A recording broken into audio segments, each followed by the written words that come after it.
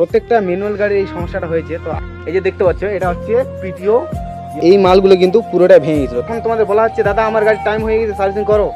আরে কোনো ব্যাপার না দাদা, আরো 4-5 দিন চালাও, অসুবিধা নেই। আর যখনই এই যে সার্ভিসিং এর পার হয়েছে, এই যে এখন আজ ভাঙচুর হয়েছে, এই ভাঙচুর হওয়াতে এটার কিন্তু কোনো ওয়ারেন্টি দেওয়া হয়নি। আমরা জমিতে কাদা, বৃষ্টি, রোদ, মানে এত মানে কুত্তার মতো খাটে যায়, ঠিক আছে। আর শোরুমে ওরা এসি চালু করে বিন্দাস বসে থেকে ডায়লগ দিয়ে দিল 6 বছরের ওয়ারেন্টি। আর যখন ওয়ারেন্টির সময় আসে তখন তারা কিন্তু ওয়ারেন্টি দিচ্ছে না। তো হ্যালো গাইস, আমি স্বরাজ নিয়ে এত বড়াই করি, তো আজকে একটা ম্যানুয়াল গাড়ি যে দেখতে পাচ্ছি আমার পিছনে, এটা হচ্ছে স্বরাজ 744 এপি নিউ মডেল। বাকি এটা ম্যানুয়াল 4x9 কিন্তু দেখতে পাচ্ছ। আর এটা হচ্ছে আমার দাদা, এই যে ওনার। হ্যাঁ, তো এই গাড়িটার সমস্যাটা নিয়ে আমি কথা বলছি। হ্যাঁ, প্রত্যেকটা ম্যানুয়াল গাড়ির এই সমস্যাটা হয়েছে। তো আজকে এই দাদার মানে একটা গাড়ি যখন আমরা নিতে যাই শোরুমে, দাদা এদিকে আসো একটু প্লিজ, এই সাইডে। তো যখন আমরা একটা নতুন গাড়ি নিতে যাই শোরুমে, তখন কি হয় আমাদের সঙ্গে, যে গাড়ির যে যারা আমাদের দেয় হ্যান্ড ওভার করে, তারা বলে কি দাদা আমাদের গাড়িতে এই আছে, দাদা আমাদের গাড়িতে এরকম ফ্যাসিলিটি, আর অন্য কোনো গাড়িতে মানে অন্য কোনো কোম্পানির গাড়িতে এই ফ্যাসিলিটি পাবে না, ওই ফ্যাসিলিটি পাবে না, ঠিক আছে। আমাদের গাড়ি নিবা তুমি 6 বছর চোখ বন্ধ করে চালাবে গাড়ি, কোনো অসুবিধা হবে না।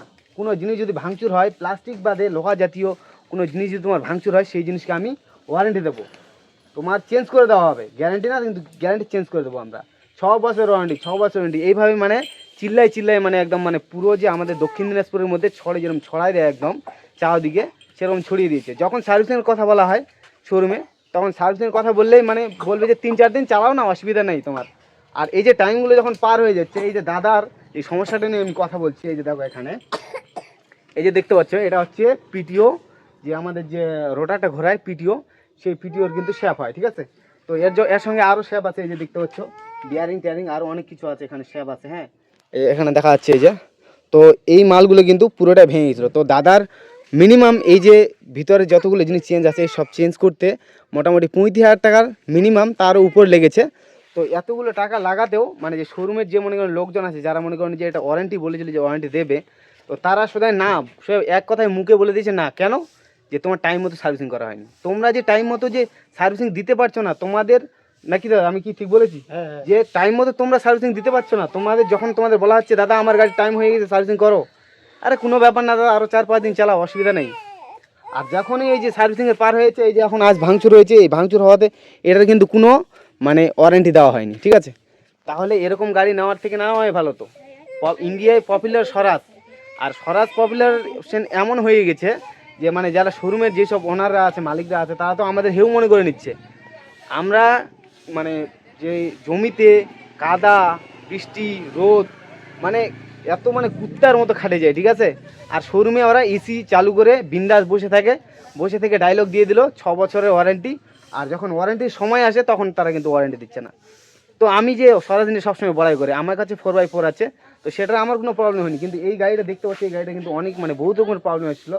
এর আগে একজন এরকম বলেছিল যে এই স্যাম গাড়ি, ওর নাকি পুরো ওয়্যারটা যতগুলো আছে ওয়্যারিংগুলো পুরো ওয়্যারিং জ্বলে গেছে, কোনো ওয়্যারিংয়ের কোনো কিছুই ছিল না, পুরো আমার চোখের সামনে জ্বলে গেছিলো।